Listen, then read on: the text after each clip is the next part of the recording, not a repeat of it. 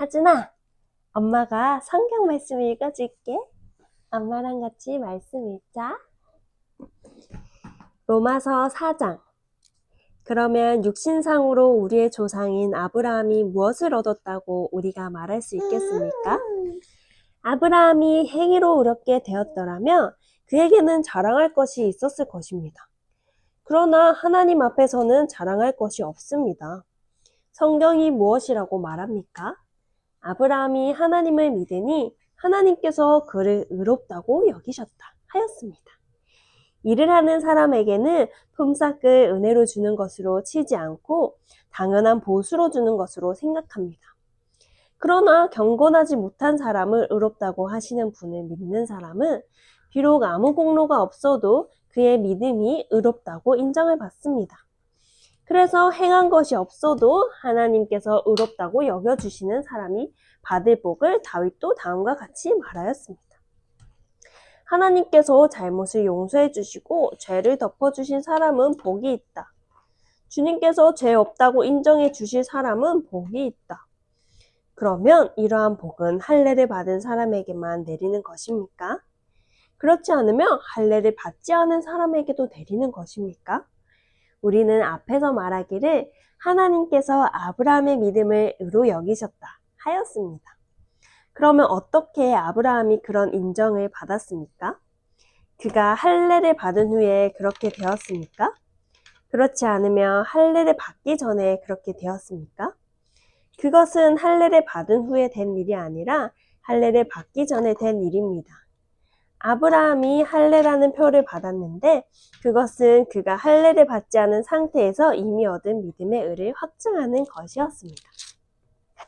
그래서 그는 할례를 받지 않고도 믿는 모든 사람의 조상이 되었으니 이것은 할례를 받지 않은 사람들도 의롭다는 인정을 받게 하려는 것이었습니다. 또 그는 할례를 받은 사람의 조상이 되기도 하였습니다. 다시 말하면 할례만을 받은 것이 아니라 또한 우리 조상 아브라함이 할례를 받지 않은 상태에서 걸어간 믿음의 발자취를 따라가는 사람들의 조상이 되었습니다. 아브라함이나 그 자손에게 주신 하나님의 약속, 곧 그들이 세상을 물려받을 상속자가 되리라는 것은 율법으로 말미암은 것이 아니라 믿음의 의로 말미암은 것입니다. 율법을 의지하는 사람들이 상속자가 된다면 믿음은 무의미한 것이 되고 약속은 헛된 것이 됩니다. 율법은 진노를 불러옵니다. 율법이 없는 곳에는 범법도 없습니다. 이런 까닭에 이 약속은 믿음에 근거한 것입니다.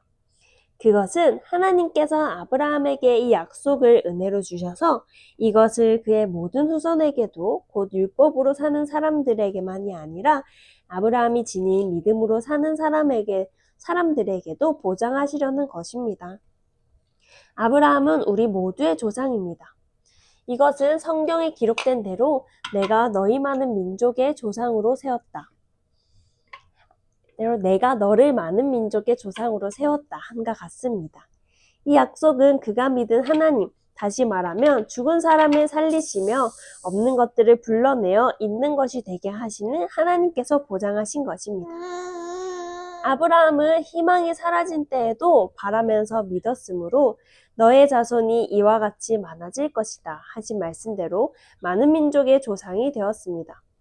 그는 나이가 100세가 되어서 자기 몸이 이미 죽은 것이나 다름없고 또한 사라의 태도 죽은 것이나 다름없는 줄 알면서도 그는 믿음이 약해지지 않았습니다. 그는 하나님의 약속을 믿고 의심하지 않았습니다.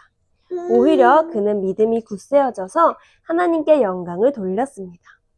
그는 하나님께서 스스로 약속하신 바를 능히 이루실 것이라고 확신하였습니다. 그래서 하나님께서는 이것을 보시고 그를 의롭다고 여겨주셨습니다. 그가 의롭다는 인정을 받았다 하는 말은 아브라함만을 위하여 기록된 것이 아니라 하나님께서 의롭다고 여겨주신 곧 우리 주 예수를 죽은 사람들 가운데서 살리신 분을 믿는 우리까지도 위한 것입니다. 예수는 우리의 범죄 때문에 죽임을 당하셨고 우리를 의롭게 하시려고 살아나셨습니다.